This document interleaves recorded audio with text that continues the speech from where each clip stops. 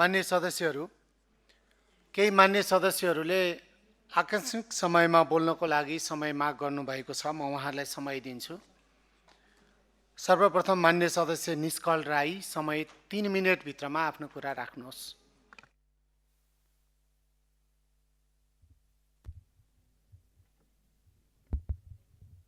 सम्माननीय सभामुख महोदय, समयको लागि हार्दिक आभार व्यक्त गर्न चाहन्छु। म पूर्वको पर्यटकीय जिल्ला इलामबाट प्रतिनिधित्व गर्छु। तर इलामको विषयमा यहाँ बोल्दै गर्दाखेरि आज हामीले भनिरहेको इलामलाई हरित नगरी इलाम भनेर भन्थ्यौँ, तर आज हिलोमय इलाम हुन पुगेको छ। मेची राजमार्गको अवस्था यस्तो दर्दनाक छ कि त्यहाँ इलामबाट कोही नागरिक बिरामी भएको खण्डमा अथवा सुत्केरी नागरिक झापाका एउटा अस्पतालसम्म आउन सक्ने स्थिति छैन।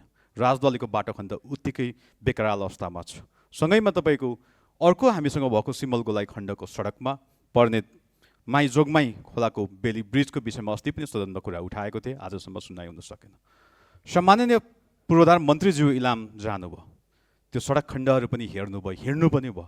मलाई आशा लागेको थियो त्यो बेकराल स्थितिको अवलोकन गरेर उहाँ आउनुहुन्छ जस्तो लागेको थियो।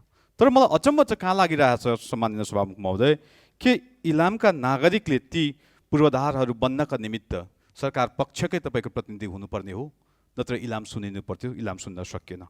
सडक बन्द हुँदाखेरि सदरमुकाम मेरै क्षेत्रमा पर्ने अन्य नामसालिङ, सोयाङ लगायतका सन्दकपुर लगायतका ती ठाउँहरूको स्थिति पनि उस्तै बेकराल नै छ। यो कुरा यहाँ अवगत गर्न चाहे।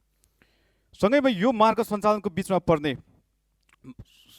माइखोलाको बेली ब्रिजको पनि छ। केचना कञ्चनजङ्घाको पुवा खोलाको बेली ब्रिजको विषय पनि अस्ति नै मैले सदनमा पनि उठाएको थिएँ। इलाम जिल्लालाई गत वर्षको विपत्तिले हामीलाई सङ्कटग्रस्त जिल्ला घोषणा गर्यो, तर सङ्कटग्रस्त जिल्ला घोषणा गरिसके तापनि सरकारले पठाएको बजेट सबै कार्यान्वयन हुन सकेन, सबै पठाएन। र यो पल्ट त झन् त्यो अवस्थामा हेरेकै छैन।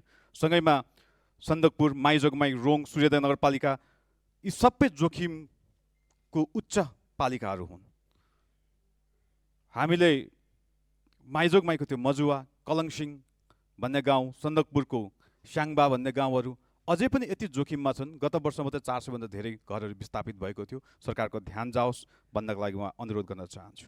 महानगरपालिकाका तपाईँको नदीहरूले सबै खेतीजन्य वस्तुहरू बारीहरू कटान गरेको छ। लोदिया खोलाले, माई खोलाले, त्यहाँ सदुवा बेसी, मजेनी बेसी, सहबिरे, चेप्टी यी सबै ठाउँहरूका तपाईँको किसानहरूले अत्यन्त दुःख पाएका छन्। सरकारको यतापट्टि पनि ध्यान जाओस् भन्न चाहन्छौँ। हामीले सरकारलाई अस्ति पनि भनेका थियौँ, मन्त्रीज्यूसँग भेटेर पनि अनौपचारिक भेटमा पनि भनेका थियौँ, थुप्रै योजनाहरू हालेका थियौँ। सन्दकपुर अस्पतालको विषयको कुरा होस्, अथवा सूर्योदय 12 देखि 3 गरेर पेट्रोल पम्प जोड्ने सडक होस्, माइपोखरी ढाप पोखरीको नयाँ बजारको सडक होस्, यी सबै कुराको सुनाइ हुन सकेन। सभामुख महोदय, सरकारको ध्यान जाओस्। र सँगैमा हिजो मात्र मैले कवि लेखक ब्रजेश खनालको कवितालाई साभार गरेको थिएँ र बोलेको थिएँ, र धेरै साथीहरूले भन्नुभयो कपी पेस्ट भएछ।